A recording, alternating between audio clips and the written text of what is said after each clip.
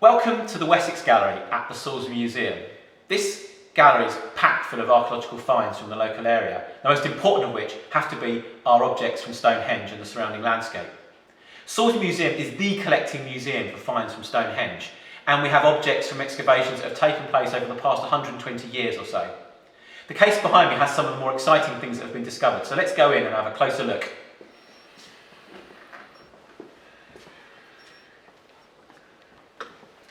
So the first things I just quickly want to look at are these objects at the top here. We have an antler pick, a red deer antler pick that was almost certainly used to excavate the chalk out of the ditch at Stonehenge, which is one of the earlier features of the monument. Alongside it we have another digging tool, that's an antler rake. So used for scraping out the chalk. And then finally at the bottom we have an ox horn core. Now these objects were found in the ditch itself. They are placed objects, perhaps left there as special offerings. But for archaeologists they're also really helpful because we can radiocarbon date them and they help us to date the monument, how it developed and evolved. At the bottom of the case here we have this incredible stone tool, one of my favourites. This is a stone maul and it was used for shaping or dressing the stones at Stonehenge, the sarsen but also the blue stones. But what's incredible is it is actually itself made from sarsen. So sarsen was used to shape sarsen, but this was a slightly harder version. But what's happened is that as it's been worked, it's become spherical because bits have been chipped off of this. And these mauls, they're quite a common find at Stonehenge, and they come in many different sizes, to quite small, to these which have to use two hands to hold, to the really large that almost certainly would have needed various contraptions to help swing them against the stones. They were later reused as packing stones. So when excavations have taken place of the uprights, these have been found in the chalk, helping to support the monument. So they had two uses. And the final use was, as I say, to help keep the monument standing in chalk, which is actually quite a soft rock. We also have some of the chips of stone that have been found, because a lot of the working took place on site. So we found dressing floors where objects were shaped, or rather the stones were shaped. Also over here we have some blue stones. And this is of course the more exotic rock that came from West Wales, about 180 miles away from Stonehenge. But thinking of exotic, that brings us on to one of the objects that I love the most in this case. And really this is the excuse that we've gone in here.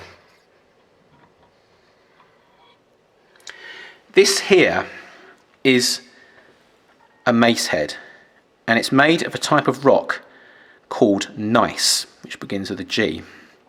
And it was found with a cremation at Stonehenge.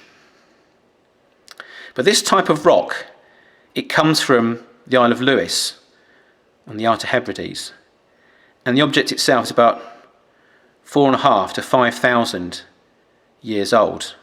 So this is an exotic piece of rock, a very special piece of rock that has then been shaped. It's been highly polished, possibly with sandstone, and then a hole has been drilled through the middle, absolutely perfectly. It's a real work of art. So if you can imagine that being done before the age of machinery, perhaps using something like a flint-tipped bow and drill, this is absolutely outstanding.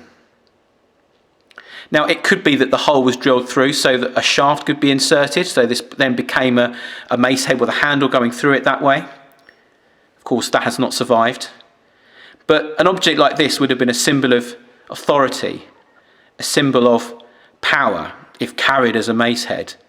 But also, because it came from such a great distance away, that would have added huge value and importance to it as well. It was something that was highly treasured, and something that an individual would have looked after. But then why was it buried at Stonehenge? Now, we know that Stonehenge, before all the main stones arrived, was probably a cremation cemetery. Lots of people were cremated and buried there. In fact, it was perhaps one of the largest cremation cemeteries in southern England in the later Neolithic.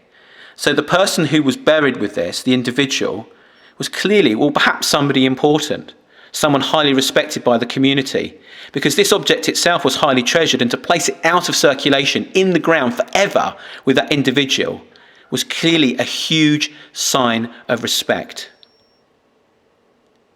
it is, in fact, one of the greatest objects to have been found at Stonehenge. And as I've said already, I absolutely love it.